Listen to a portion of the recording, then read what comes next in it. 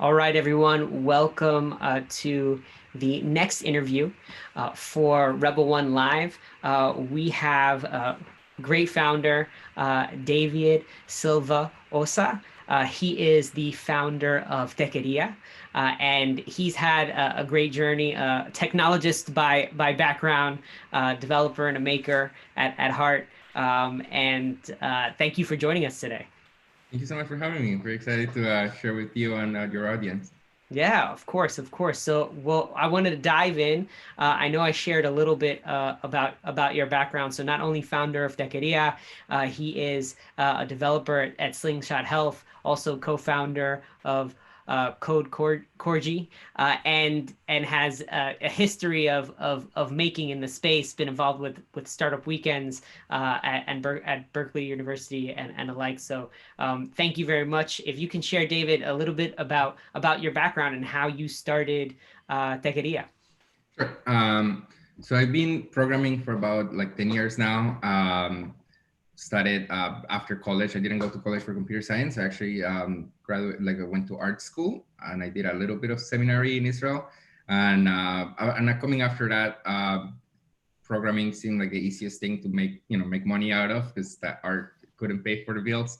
So I had a friend had a web development company, started working with them, and been working programming since then. Basically, for mostly for startups. At the beginning of like 10 years ago, I was working for like banks and big financial institutions in Colombia. But after discovering the startup world, it was a lot more fun, a lot more interesting. You don't have to wear suits to the office.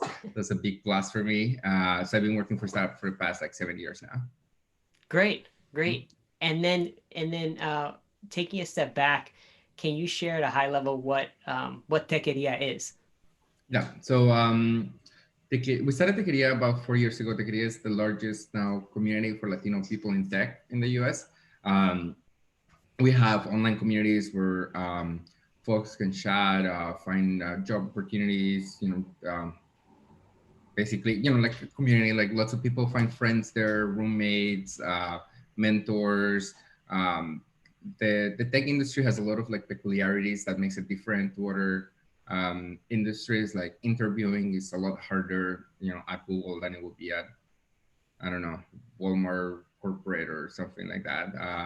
And not only it's kind of harder in general, there's also a lot of things that if you don't know about them, it might look very bad in your interview. Like if you show up in a in a suit, or if you use the wrong words, if you don't know certain acronyms when you go to an interview, it can hurt you negatively. So it's very valuable for people to be able to chat like before you go into an interview with, like, I don't know, Airbnb. It's super valuable to be able to like chat with somebody that's already working there, get some advice about the uniqueness of that process. So we believe that the community really has helped a lot of people be able to get jobs and opportunities that normally or otherwise they might have not having access to.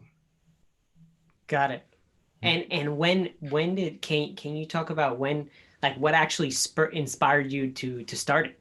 All right. So we started Techqueria about 4 years ago now. I was living in Silicon Valley at the time, working in tech for at the time I was at a company called Doctor on Demand, which is like the largest telemedicine supplier in the US.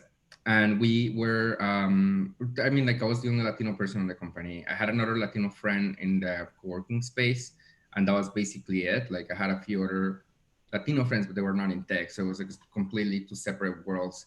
And at the same time, there was a lot of organizations, coming like growing up, like Lesbians in Tech or Women Who Code, Girls Who Code. And in one, like in a way, we were looking like, okay, if like where is the Latino organizations? Why is nobody doing this? And at some point, when you want something and it doesn't exist yet, maybe it means that you have to start it. Um, so a friend and I, Sashi and I, my co-founder, like our co-founder, we started. We had a meetup in our co-working space. They were very kind to let us host a meetup there. We bought a few beers and a pizza, and a couple of people showed up, and then we did it again and again until it kept growing. But mostly we just kind of wanted to wanted to create a space for Latino people in tech because um, there wasn't one, and we know that the numbers are there, right? Like if 3% of Google employees are Latino, like it sounds like it's a tiny number, but that's still thousands of people. So we wanted to have a space where we could all meet and connect and support and help each other. Yeah, and can I know I went to your last event that took place in New York, but can you talk about it? Of course, I love you sharing that. It starts from humble beginnings and ideas, saying I just have to build it. Starting a meetup with a bunch of pizza and beer sounds simple, and then getting a community going. Can you talk about some of the initiatives that you have had over time? That under Techqueria. Right. So one of the more let me think. So we have like an online community where a lot of the interaction happens, but we also have in-person events, and we have different types of in-person events. The main ones um, are like speakers, panelists type of events where we normally host them at a tech startup. Like we've had events at like companies like Spotify or Google, which are Uber, they're companies that are very kind and believe in the power of the community.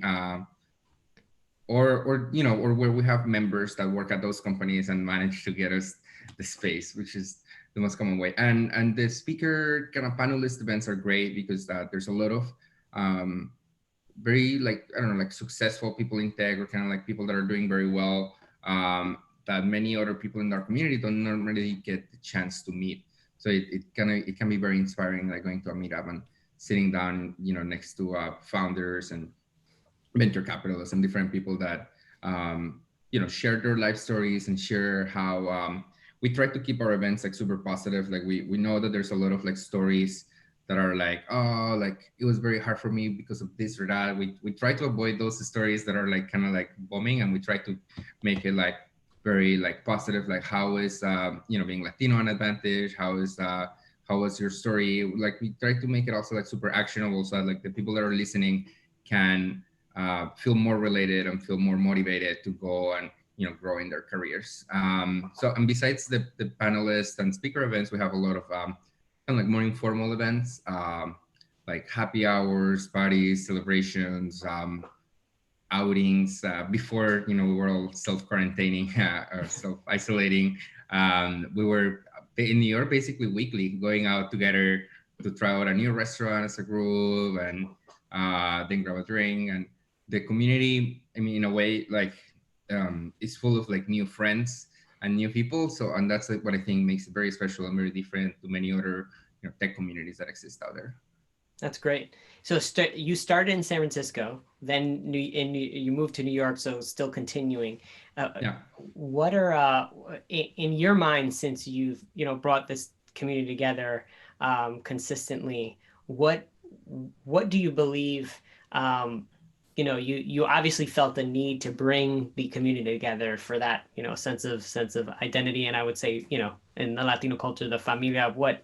Um, in your opinion, as it relates to tech, what can you share a little bit more about what you think needs to happen in order for tech to remain a little bit more culturally competent? Right. Um, I think well, we are very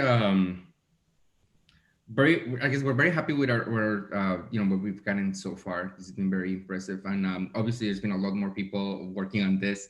Besides me, we have about 8 chapters now on different cities where other members of the organization seeing it were like, oh, this is super cool. How do I bring this to my city? And in some of those cities there were like smaller meetups that after seeing like organization, we kind of like got into a phone call and they were like, okay, I'm gonna transform to Techqueria because it helps being part of a national organization.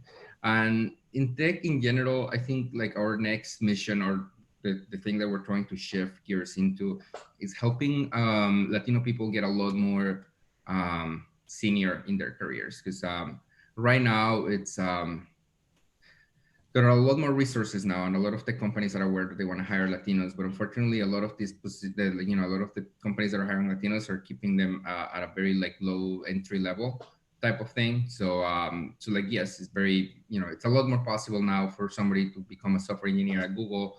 But if you're if you're at the bottom of kind of like a very small individual contributor at Google, that's not gonna create the impact that we want to have.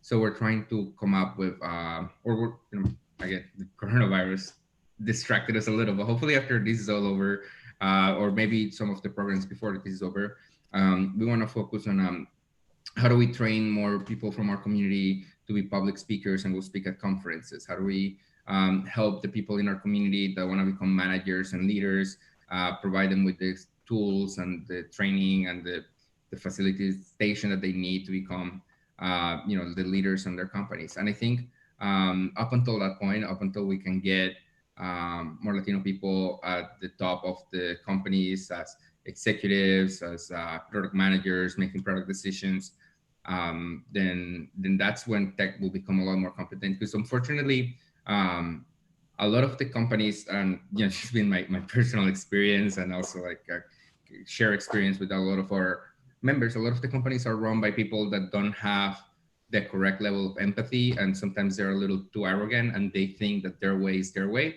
and this is a huge blind spot because the Latino community has um, a lot of different peculiarities compared to other communities.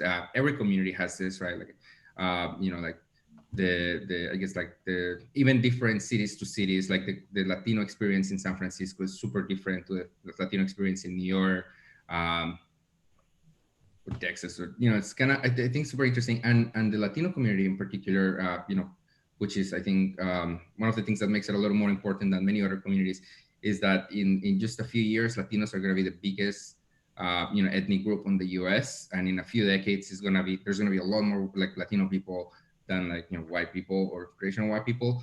So it's a huge growing community. It's a huge business potential. It's a huge workforce potential, and a lot of companies don't know how to really take advantage of it because they don't know um, how to market correctly to Latino millennials or how to market correctly to Latino teenagers and stuff like that. And you need to have Latino people in those VP positions or those executive positions in order to be able to do it correctly. You cannot just like hire a part-time Latino marketer to help you out because it's not going to have the same impact. So that's what we want to do next, or what we're trying to focus on next. It's like how do we get a lot more Latino leaders